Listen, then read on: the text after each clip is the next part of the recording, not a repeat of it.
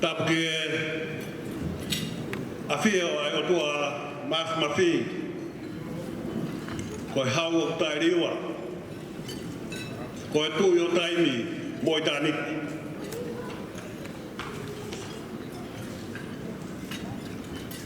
pada bat ke tene princess kalauni princess na takala tua pada ke mo tene princess Princess Bere siu na kala wal fa feri. Ma princess fe ne lang fa fanua. Pada batu mo off. Mo we. Kata mo ke maduan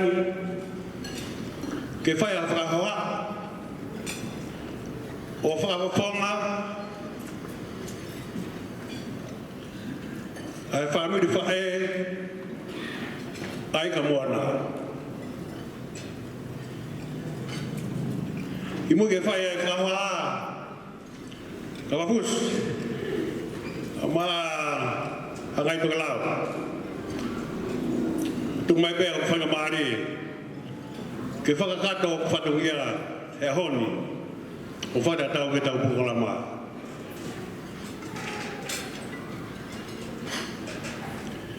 Ibu ya kot ai fawa ahus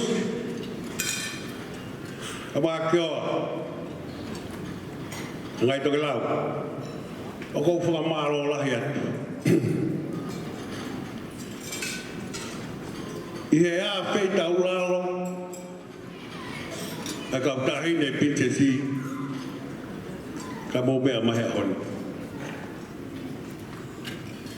Wongo i he mau ki fine motu atuan ai piki lau koin ko lang ha Maumea mai a i kai te ula mai whakahoha ai a koin ni ke whakatataua ai honga ia pe moi fia o ki ho mau ki whakamiri tuan ha Maumea mai a pe ko whakafofonga atu ai whakamaro lahi mai whakawheta he ona Na whaka mai ke u lere mai o whakato e whatongia koen. Au tāki ke kitina, o kou whainga tā ea. He koe ngō ta mai ki maari a honi. O kou whakatou whelāwe toto o ki nā ua. Ke whai e whakauha koen. Koe kui a iloa, moe kui a kalaine. O tau te hina ea. Koe mawhanga kui. Koe mātua whai whatongia a tuki marewhihi. Me hos te apa moe whanga kowhi e wheholoto. Ka rengo ea iloa tuke whawhawhonga o whatatau i he proklama o e hon.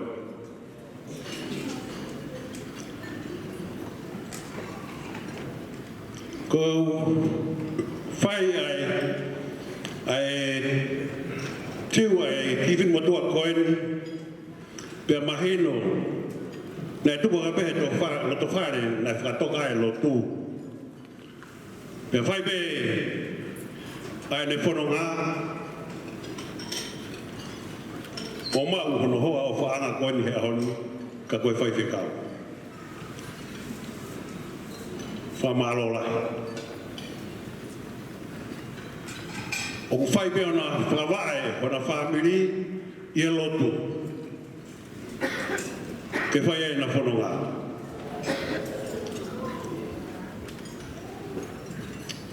Ko lawei pe,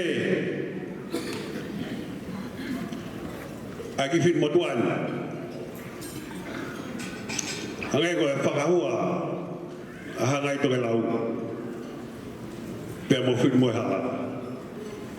Ko o se a koe peki fin motuan, kene ilo pio no tua ngā. Tū peki mui, i e tua e whai whakau, o whakakato e whatongia ki siasi. Ne lahi pe a lahi aho ia, Nē whai e whakapau ki ai, ke whaua e whamiri whaokoin. O whakatatau ke anga mahini. Ke tau kātoa ngai. Tā ngai pia rea, pia efi mo efi, pia tau kātoa mai.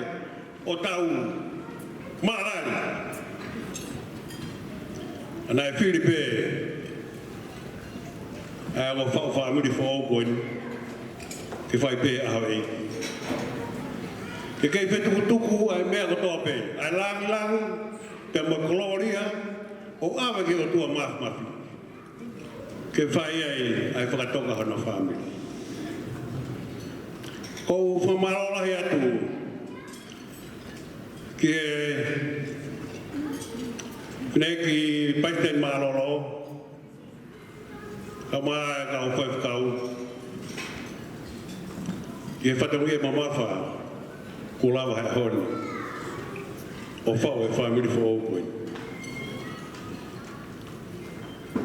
Kua woi, he ki whinu matuani, o ka kato e ne whiawhia. Koe ui, ko takon maari e nanga whai, i saione e pineki paiten marolo. Ko koloa ia o e hon e dik mautolu, ke mautana ke koloa ko ia, ke whai ati ai whanonga, ai o whawhamiri o e hon. Ko ia e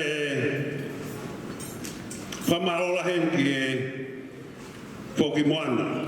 Ko whoki Moana o ko whoha.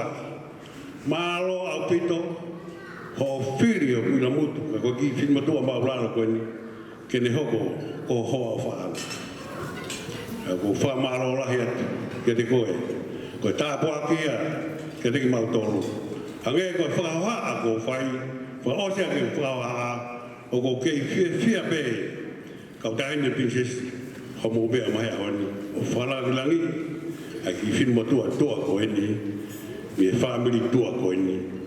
Lewe ai whaoa kau tatau atu.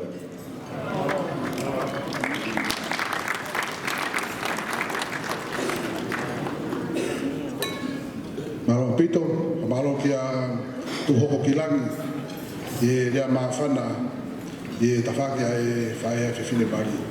Hake koe rea utaka e whanua, koe aho eni o e wale ia tama, e koe tama o tu e te whae. Rea whamalo atu ai. Koe tautohi pol kalama, hai, koe ki ai tepe ai whalangalangi pe me api ko e whalata.